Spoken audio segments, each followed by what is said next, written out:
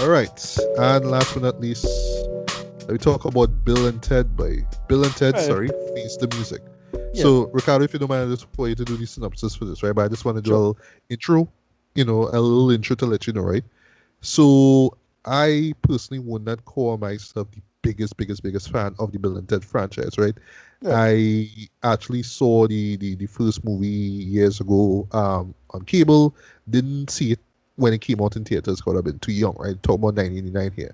But as a late 80s, silly sci-fi comedy, I thought it worked, right? It was Right. entertaining. You really saw the chemistry between Keanu Reeves, well, young Keanu Reeves and young Alex Winter, right? I mean, who would have thought this guy, this Keanu guy who's saying, dude, you know what I mean, would go to star in films like Point Break or, the Matrix trilogy. I know it's funny that those two shows always make references, sorry, to the Bill and Ted, movies up to that point now. Right. But yeah, I mean, today you could kind of consider them to be stoner comedies just off of the characters of Bill and Ted themselves. You know what I mean? Like they're slackers, but they're not like potheads, right? They just Yeah. They kind of never. talk like they Yeah. from That like the kind of. surfers, but Yeah. That and kind they're of not weird California accent they have. Something.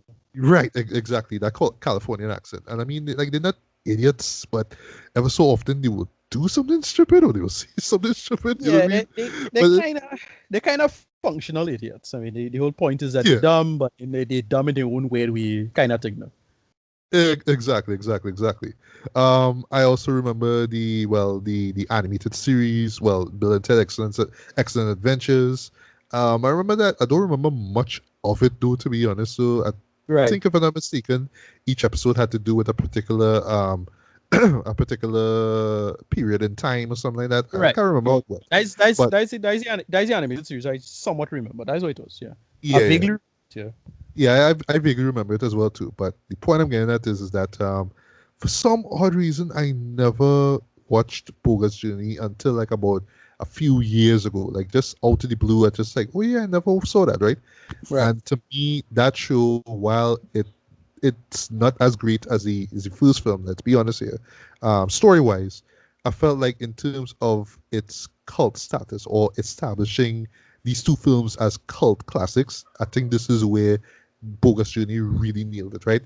Right. It just kind of went out of its way to be weird and strange and funny and not batshit crazy, but just weird. Um, and it just let the imaginations run wild with this one, though. And for me, it just really felt like this, like you say, like the first film that was late 80s, comedy. Like this was like the last time you're gonna see comedies of this kind of stature, right? Where you have this ridiculous premise, but you just get great actors and a great director to make it work, right? So essentially, you're just taking the Back to the Future premise, but you're just taking out all the heady stuff in it, all the scientific stuff, and just making it about these two idiots trying to do a report by literally going back in time and kidnapping a bunch of historical figures. Like Right. something like that would have never worked out on, what I mean, today, right? But because it came out at that period in the late 80s, it's like, yeah, you know what I mean? Shows like in the 80s, you've had weird premises like this before. I mean, look at the Weird Science, for example, right? Right. So yeah, that was something that would not have worked back then. But with the Bogus Yeah. Journey now, because it's early 90s, so it's bigger, we want to have more stuff going on. In this case, you're not dealing with time, but they're dealing with the afterlife, right? So you see that played excellently by William Sadler, and it was just this great kind of early 90s take on, the afterlife itself, right? Right. Heaven and hell and all that kind of stuff, and just all these insane scenarios and whatnot, right? So but because of how out there that second film was, and just how I mean, just how wild it was, imaginative wise, that's where I felt like, okay, this is why these shows are called cult classics, and to extent stoner films. I can imagine men probably used to just get high off both of those movies, right? But last thing I want to say though, so yeah, I kind of just treated those shows as just, we those were products of their time, right? These were examples of how, you know, lowbrow PG rated comedy was, right? So, I just kind of left it at that. Um, but then no, where we got word early on this year, I believe it was, that we are gonna get a sequel called Facing Music, and I'm like, but the last film came out in like 1991, Tread. So Right. it's Yeah. not to say like because I don't think, honestly, or I refuse to think that they was trying to make this thing and it just got, it was in production hell, sorry, in development hell for years or something like that. I just feel like somebody just woke up one day and said, you know what, I think we really need to make a third film trying to really show our characters, you know what I mean, as old as they are right now, you know what I mean, and let's see what crazy Right. hijinks we could get them into. But that's just my take on the series as a whole. But yeah, Ricardo, your thoughts on, well, the first two movies, Yeah, it's yeah. one of these things. You're familiar with it. I wasn't the biggest fan of it. I kind of know the cartoon. The first one, I like. I never got into it. From what I understand, it was written before Back to the Future because I always thought, oh, it was just the B-rated version of Back to the Future. But apparently, Oh really? it Okay, was then it was right. written before. Okay. I think so. Yeah. But it came out after. And then I think what happened is that they didn't want to. That is why I think that is why they changed the phone boot thing. I think it was supposed to be a van originally for time travel Oh, okay. I see, I things see, I see. Yeah. or something. So I forget what it was exactly. But is that it's these it's somebody come out with that thing and then it end up being super successful. So you don't want to come out as if you're ripping it off, even though it's your idea. Small thing. Yeah, it's a franchise I like. I don't love it. Come and gone for me. So it's not these. I wasn't like super anticipating this or anything like that. I was like, all right, well, I'll go watch it. Fine. Yeah. So, in a nutshell, what is Bill and Ted Face the Music about? Right. So basically, what happens is that Bill and Ted is destined to make this song that'll usher in peace for humanity, and they basically trying to make the song, and they never made the song. And basically, they effectively, well, they get contacted by Rufus's daughter. That is the late George Carlin. Yeah, he's played by Kristen Shaw, I think. Yes, you're right, Kristen Shaw. Yeah, Kristen Shaw. But I forget the Oh, actual Kelly. character's name. Kelly. Yeah, Kelly, right? Kelly. Anyway, so she gets sent to they get sent to the future, realizing that they're not making the song. And then what happens is that they tell them that it's quite possible that they misinterpreted the song, and they won't necessarily make it. So they're supposed to make the song at some point in time, and they run out of quote unquote time, whatever that means, and they effectively have to make the song. So what they decide to do is go to alternate futures of themselves making the song to solve the problem. And they have to deal with that. And then their daughters effectively collect all these best musicians of history to join the band to help them sing the song.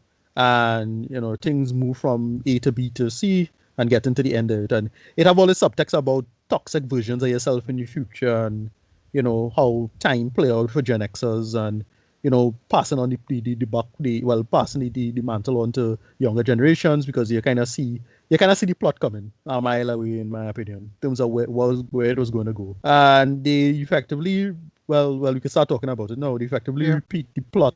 They mix up the plot of the first and second films, and then make it a kind Yes, of yes. fan film in that sense. So it would feel like a kind of cheaper extended fan film. And I would have judged this a little harsher if Bill and Ted wasn't so at least charming and workably infectious in terms of their personality, because everything felt really cheap, and felt like a lot of the blocking and staging of the scenes come across real crappy. But that other stuff was fine. Like some of the makeup was pretty good. Special effects look shitty, but then some of the practical effects look great. And then the girl who they got to play Bill's daughter, that was Samara Weaving. She didn't really do anything that interesting. But then they got the girl who they got for Ted's daughter, felt like Ted's daughter, but it was like almost like a carbon copy of Ted, which was a bit much. Like I felt they could have just gotten two different girls, like in terms of personality. Yeah. Uh, I felt Maybe they could have. I don't know. Maybe that was the point. Yeah, Having yeah, no, I Samara get, I Weaving's get. character not be so much like her father, Right, but the right, other yeah. one being almost like a father. You know what I mean? I guess that's Yeah, the yeah. point. Yeah. She was pretty much right. But I don't know, it just come across as inconsistent. That's how it felt to me. But it Right. was fine. Then yeah, they get into well, they bring back the princesses from the previous one because they got married to them and they had the Yeah. kids. And then I'm there's gonna talk about those princesses in a bit, but yeah, go yeah, on. and then well, that's pretty much it. I mean, they just told the story and then in and out. I mean, that was it, and they solved the problem. Nothing special or interesting about it other than that. But it was fine. I didn't have any major issues with it. In that sense, it just felt like a kind of workable fan film that you would put out on YouTube or something. It didn't feel like something that could have go in theaters, but it's fine. Yeah. I'll use that to share my thoughts, because yeah, brace all yourself, folks, because guys got some thoughts on this, right? So I'd agree with you. This, like, even when I was watching this, I was like, you know, I am so happy I did watch this in theaters in a way. Yeah, Because it's just the way how it's filmed, the way how it's presented and all that. It just felt like, yeah, this was either, well, VOD as we watched it, or this could have been a Netflix special, you know what I mean? A right, movie, something like that, right? right. I don't know. I just sorry. It just feels like that, right? So that's I just want to get the not so good out of the way, because yes, while there is some good, there is some not so good. Not horrible, but that's not so good, right?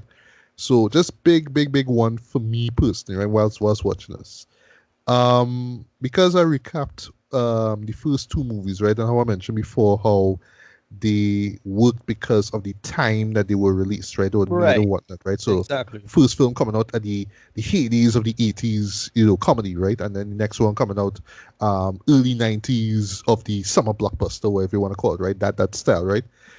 This to me felt, unfortunately, like it was too little too late, right? Like Yeah. this, and me, this is not me knocking the the cast and crew, right? I know they put their hearts into this, right? But I felt like if it were up to me, I know maybe I'm wrong here, but this, if it was up to me, this shit could have come out in the 2000s. I'm gonna tell you why. Well, that's the thing. I mean, yeah, it Yeah, felt, yeah, as I say, yeah, it felt like yeah, that. I mean, the working comparison in my head as like is like comparing it to the Clerk sequel, but the Clerk sequel actually felt like an evolution of the characters. That right. Yeah, this didn't feel like a workable evolution at all because the central conceit of them not being able to pull off the song was kind of interesting. Then you didn't really get that because the story jumped a little too fast into the resolution. yeah, Um, yeah, yeah, yeah. so I agree with that's you. why, Yeah, yeah. So that's why it didn't really but work.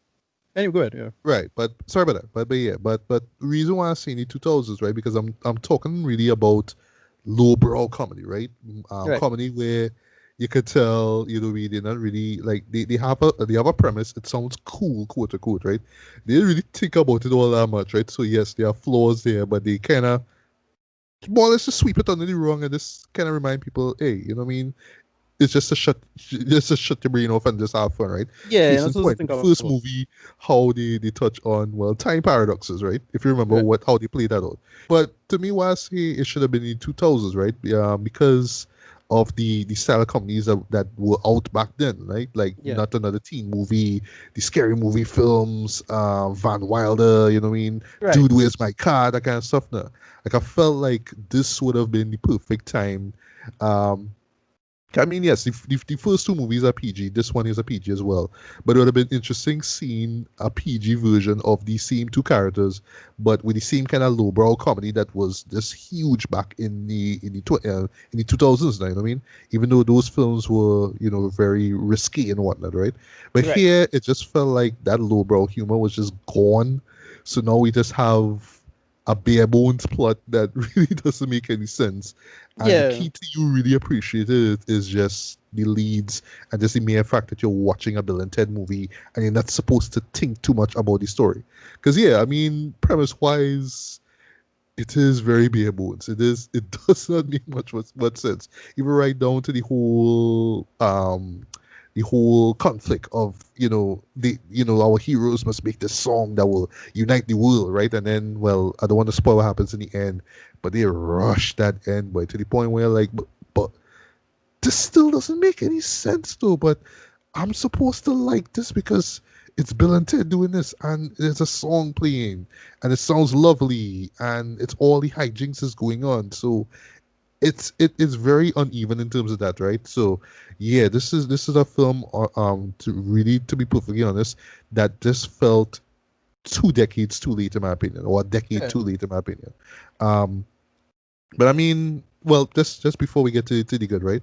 Also, yeah, narrative wise, while I do appreciate the fact that they were referencing the first two movies, as I said, fan film. It really does feel like, just this uber fan of the series kind of watching this franchise, like, imagine this premise though, like, 20 years from now, what I mean, Bill and Ted are old, and they have daughters now, and they have to go to couples therapy and all that kind of stuff, but they're able to do the stuff that we love for the first two movies again, you know what I mean? So it does have that feel to it. That's not to say that there wasn't any passion or heart or effort put into it, but it just felt like, yeah, you know what I mean, you just kind of mashed the two shows up, and it's really you could tell it's from a fan, right?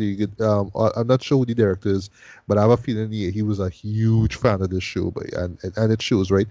From the references, to the air guitar stuff, to just having certain characters return, like Death, for example, Right. stuff like that. Now, um, as far as, because there's two arcs going on, right? Well, as far as arcs go, because there's Bill and Ted's arc, and then there's the daughter's arc, right? That would be Theodora and Billy, right? Right. Um, I kind of found myself kind of going back and forth with both arcs. Like, I was digging, Bill and Ted's own, and just them going to the future and seeing themselves Right. in different stages of in their lives, and this kind of like, Right. well, bad decisions now, led I them to felt, where they. yeah, I felt they could have. I don't know. I'm on the fence about this because I felt both arcs kind of work, but I felt they could have gelled them to a little better or pick I one. agree. Yeah, yeah, yeah. Right, Because right, I right. felt Gel them he, together, he or pick one. pick one Um, better. Because I yeah, get what it was going. I get the idea of both of them, but they didn't gel together particularly well.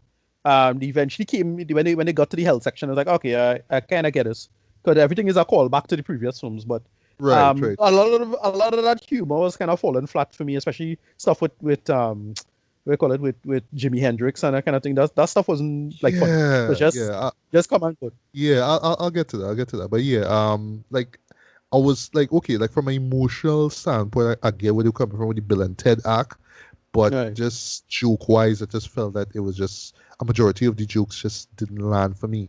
And same Yeah. thing for Tia's and Billy's arc, right? Like, okay, Yeah. cool, they do the same thing again, like what they did, like what their parents, sorry, like what their fathers did in the first movie. That's okay, but you have this stuff um with Jimi Hendrix, and they just keep going back and back, further back in time, to the point that they just pick a friggin' key woman who good with drums, and oh, she's gonna be the drummer. It's like, what? You know Yeah. what I mean? But you know what? But But the thing is, the time machine will just go exactly where it needed to get to now in terms of location. So that makes yeah, sense, I suppose. Whatever. yeah, Um, but while I do understand the whole point of their reasoning behind getting the best musicians to be part of the band, I think they could have just played that out way better though than just keep going further back in time, right? And it was just weird even well, I know that he was in the film, but the way how they put him in it just made no sense at all. Kid Cudi, right. This yeah, was this is one of these jokes that is one of these jokes that has worked back in the days where okay, so Bill and Ted used to always do this where you have a character who not supposed to be smart, but then they started yell out a bunch of advanced information and shit about the world. Now. So Kid Cudi apparently well, is this that's big that's quantum. that's that's a stoner comedy trope, man. Right, like right. like It's Half that. Baked. They have a character in Half Baked. I believe it was, I forgot who the character was. 'Cause I haven't seen Half Baked in ages. Yeah, who like just smart out of the blue. So Right. it's part of the nature of those shows, man. Right, You know what I mean? right. It's that, yeah. So all of a sudden it's that Kid Cudi. But the thing is, it's not a stoner comedy thing. I'm not sure that's supposed to be the idea.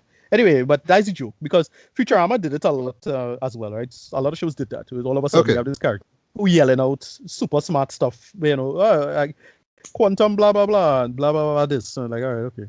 Yeah. I suppose that's kind of funny because he's a rapper and you're not supposed to be saying that. Okay. Uh, Uh, I don't know. yeah. Whatever. So couple before we get to the good, right? Once again, I felt that they just dropped the ball with the princesses. Like, Right. I understand they are side characters and they just exist to be like, oh, well, we went to the 15th century and we got these princesses, dude. And, you know what I Right. mean?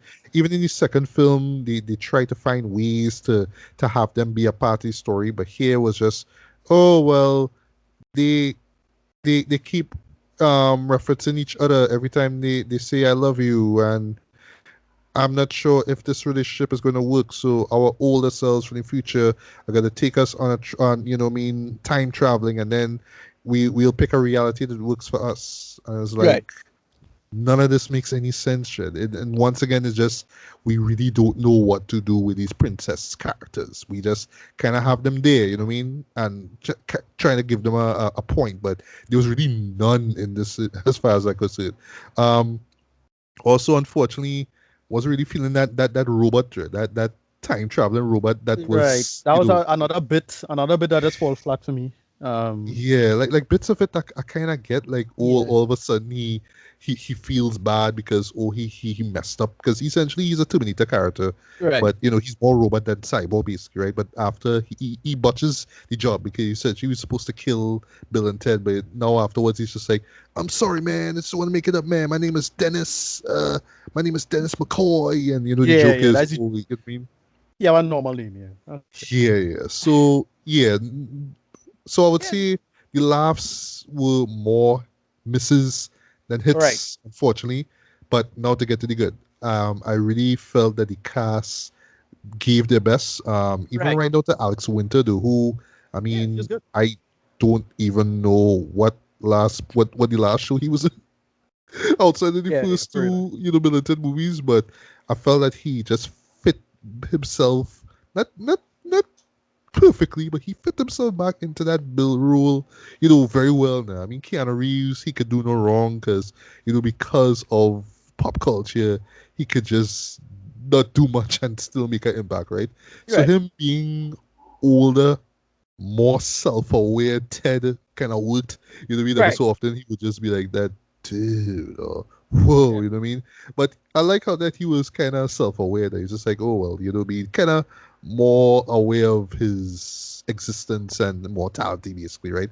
Than just thinking, life is all about fun and whatnot, right? Because and that's one thing I really like about this show here. It really show how these characters have grown for the most part, but I also felt like the show could have kind of emphasized that just a little bit more. They were just old guys who just shells of the former selves, but ever so often the show would always kind of Yeah. find ways for them to do the same stuff that we know from the first films and love, right? So which Right. So that that worked that and had don't that work. had an interesting subtext where they keep going forward, this forward version of themselves that was like really terrible and pathological. That was kind Yeah, of it was but kind then of interesting, but I just yeah, felt that and they could have solved that really solved it, but they could have touched on it a little bit yeah, more, I like thought they could deep have been the main flesh out a antagonist. little So, bit. yeah, Yeah, I felt it could have been the main antagonist, or do some more interesting with it, like the toxic versions of themselves versus these nicer versions of themselves, and what they had to do to sacrifice for the future, or something like that. Like they was trying to hint at that, and they could have make it a deeper film, but it yeah, still worked. and Yeah, go ahead. yeah, you're right. I mean, it worked. It just kind of having our characters kind of feast themselves for the first Right, time in like 25 years. right. However, though, when you have this surface plot about the, time collapsing on itself, which by the way, That is another thing that was dumb. not explain that. Yeah, well, So characters from all from different years or whatnot just keep popping in and out all of a sudden from into different timelines.